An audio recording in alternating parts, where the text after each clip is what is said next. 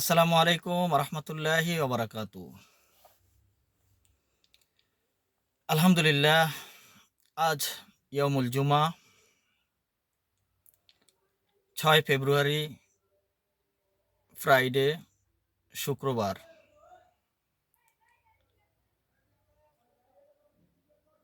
জুমার আজান হয়ে গেছে অলরেডি। আমরা জুমার নামাজের জন্য প্রস্তুতি নেই।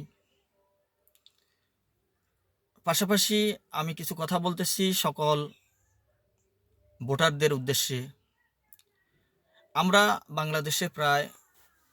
বাংলাদেশে দেশে বিদেশে প্রবাসে সব মিলিয়ে প্রায় 12 কোটি ভোটার আছি। সকল ভোটারদের আমি আহ্বান করব, অবশ্যই আমার এই আহ্বানটুকু শুনবেন এবং সেভাবে খেয়াল করে ভোট দিবেন। অবশ্যই নিজের খেয়াল খুশি মতে যাকে ইচ্ছা তাকে ভোট দিয়ে আপনি গুনাহগার বা জাহান্নামী হবেন না। মনে রাখবেন, আপনার এই ভোট আল্লাহ পাকের আদেশে 4 বাক্সে উপনীত হবে।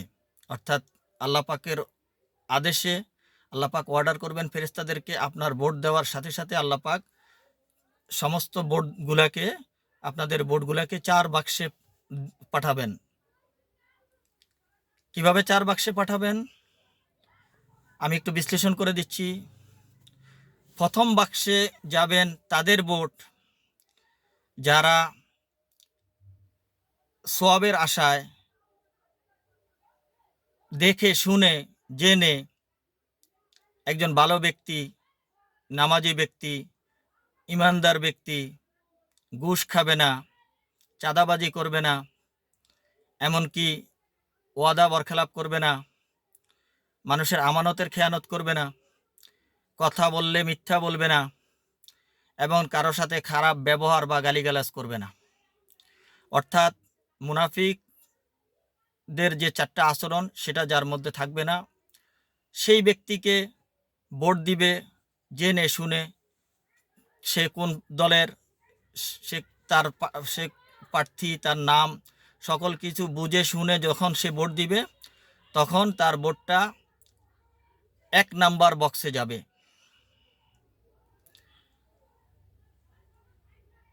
যিনি দ্বিতীয় বক্সে যাওয়ার ভোট দিবেন তিনি হলেন, আশা আছে, মনের ইচ্ছা, মনের আত্মত্যাগ, একান্ত চিন্তা যে একজন ভালো মানুষকে ভোট দিব, কিন্তু উনি দেখলেন না, শুনলেন না, জানলেন না, অতটা খেয়াল করলেন না, কিন্তু তার মনের ইচ্ছা যে আমি একটা সওয়াবের আশায় ভোট দিব, একজন ভালো মানুষকে ভোট দিব।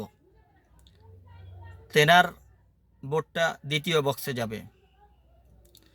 3 নাম্বার বক্সে যাবে ওই ব্যক্তির ভোট যিনি মনে করবে যে আমার একটা ভোট দিয়ে আর কি হবে, আমার একটা ভোট দিয়ে আর পাশ ফেল কি আসে যায়, আমি একটা ভোট দিলেই কি আর না দিলেই কি, আমি একটা ভোট দিয়ে তো দেশের ভালো করতে পারবো না আর দেশের খারাপও করতে পারবো না।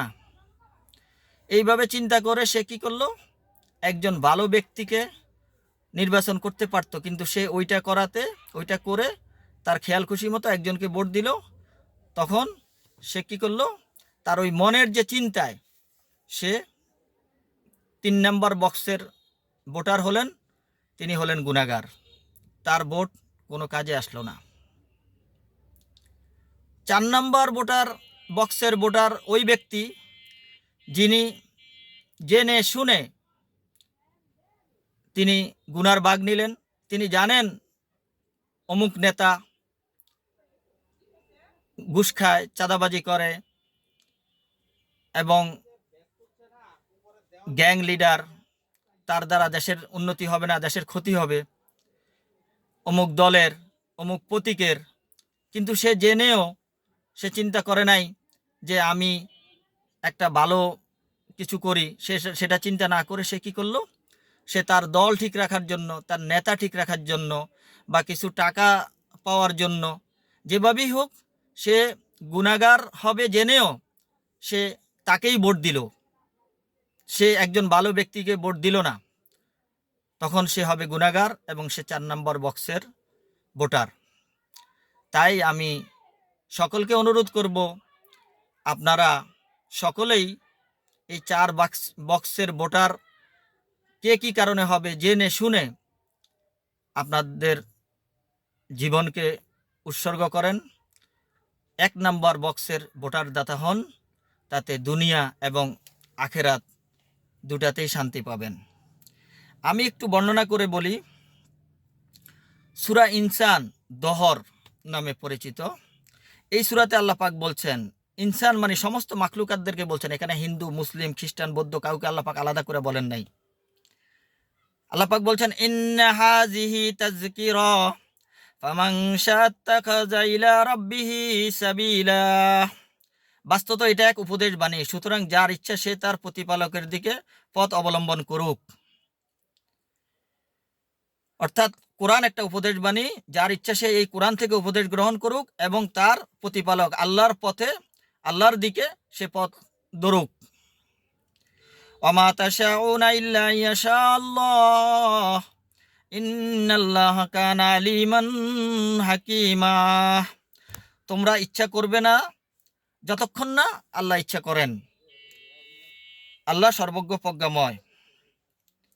ইউদখিলু মান ইয়াশাউ ফি রাহমাতি আয-যালিমিনা ওয়া আদ্দা লাহুম আযাবান আলিমা। তিনি যাকে ইচ্ছা তার নিজ রহমতের ভিতর দাখিল করেন, আর যারা জালিম তাদের জন্য রয়েছে যন্ত্রণাময় শাস্তি, জাহান্নাম। তাই এই কোরআন থেকে আমরা জানলাম যে আল্লাহ পাক তার বান্দাদেরকে দুনিয়াতে পাঠাইছেন ভালো মন্দ সব কিছু বিচার করে নিয়ে আমরা কাজ করতে হবে। তাই অবশ্যই আমরা জেনে শুনে দেখে আমরা ভোট প্রদান করব। আমরা এমনভাবে ভোট প্রদান করব না যাতে আমরা গুনাহগার হয়ে যাই। আমরা এমন জনকে ভোট প্রদান করব না যাতে যেই ভোটে আমার আমানত খেয়ানত হয়। আশা করি সকলকে বুঝাইতে সক্ষম হয়েছি। এই ভিডিওটা সকলেই শেয়ার করে এবং অন্যজনকে দেখার সুযোগ করে দেন, এবং অবশ্যই সকলে চিন্তা ভাবনা করে 12 তারিখের ভোট প্রদান করবেন ইনশাআল্লাহ। আসসালামু আলাইকুম ওয়া রাহমাতুল্লাহি ওয়া বারাকাতুহু।